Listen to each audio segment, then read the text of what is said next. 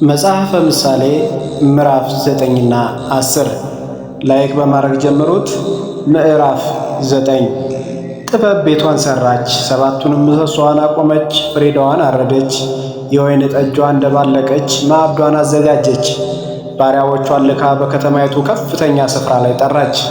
አላዋቂ የሆነ ወደዚህ ፈቀቅ ይበል፣ አእምሮ የጎደላቸው እንዲህ አለች፣ ኑ እንጀራዬን ብሉ፣ የደባለቀውትንም የወይን ጠጅ ጠጡ። አላዋቂነትን ትታችሁ በሕይወት ኑሩ፣ በማስተዋልም መንገድ ሂዱ። ፌዘኛን የሚገስጽ ለራሱ ስድብን ይቀበላል፣ ኃጥአንንም የሚዘልፍ ነውርን ያገኛል። ፌዘኛን አትገስጽ እንዳይጠላህ፣ ጠቢብን ገስጽ ይወድህማልና።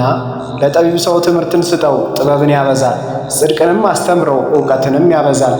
የጥበብ መጀመሪያ እግዚአብሔርን መፍራት ነው፣ ቅዱሱንም ማወቅ ማስተዋል ነው። ዘመንህ በእኔ ይበዛል፣ የሕይወትህም ዕድሜ ይጨምርልሃልና። ጠቢብ ብትሆን ለራስህ ጠቢብ ትሆናለህ፣ ፌዘኛ ብትሆን ፌዘኝነትህ ለብቻህ ትሸከማለህ። ሰነፍ ሴት ሁከተኛ ናት፣ አሳብ የላትም፣ አንዳችም አታውቅም። በቤቷ ደጅ በከተማይቱ ከፍተኛ ስፍራ በወንበር ላይ ትቀመጣለች። በመንገድ የሚያልፉትን አካሄዳቸውን ያቀኑትን ለመጥራት አላዋቂ የሆነ ወደዚህ ፈቀቅ ይበል፣ አእምሮ የጎደለው እንዲህ አለችው፣ የስርቆት ውሃ ይጣፍጣል፣ የተሸሸገም እንጀራ ደስ ያሰኛል። ነገር ግን እርሱ ሙታን ከዚያ እንዳሉ እድምተኞቿን በሲኦል ጥልቅ እንዳሉ አያውቅምና። ምዕራፍ 10 የሶሎሞን ምሳሌዎች። ጠቢብ ልጅ አባቱን ደስ ያሰኛል፣ ሰነፍ ልጅ ግን ለእናቱ ሐዘን ነው። በኃጢአት የተገኘ መዝገብ ጥቅም የለውም፣ ጽድቅ ግን ከሞት ያድናል። እግዚአብሔር የጻድቁን ነፍስ አያስረብም፣ የኃጥአንን ምኞት ግን ይገለብጣል። የታካች እጅ ችግረኛ ታደርጋለች፣ የትጉህ እጅ ግን ባለጠጋ ታደርጋለች። በበጋ የሚያከማች ልጅ አስተዋይ ነው፣ በመከር የሚተኛ እርሱ ራሱን ያስነውራል። በረከት በጻድቅ ራስ ላይ ነው፣ የኃጥአንን አፍ ግን ግፍ ይከድነዋል። የጻድቅ መታሰቢያ ለበረከት ነው፣ የኃጥአን ስም ግን ይጠፋል። በልቡ ጠቢብ የሆነ ትእዛዝን ይቀበላል፣ በከንፈሩ የሚሰንፍ ግን ይወድቃል። ያለ ነውር የሚሄድ ተማምኖ ይሄዳል፣ መንገዱንም የሚያጣምም ግን ይታወቃል። በዓይኑ የሚጠቅስ መከራን ያመጣል፣ ደፍሮ የሚገስጽ ግን ሰላምን ያደርጋል። የጻድቅ አፍ የሕይወት ምንጭ ናት፣ የኃጥአን አፍ ግን ግፍ ይከድነዋል። ጥል ክርክር ታስነሳለች፣ ፍቅር ግን ኃጢአትን ሁሉ ትከድናለች።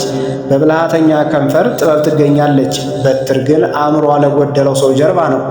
ጠቢባን ዕውቀትን ይሸሽጋሉ፣ የሰነፍ አፍ ግን ለጥፋት ይቀርባል። የባለጠጋ ሀብት ለእርሱ የጸናች ከተማ ናት፣ የድሆች ጥፋት ድህነታቸው ነው።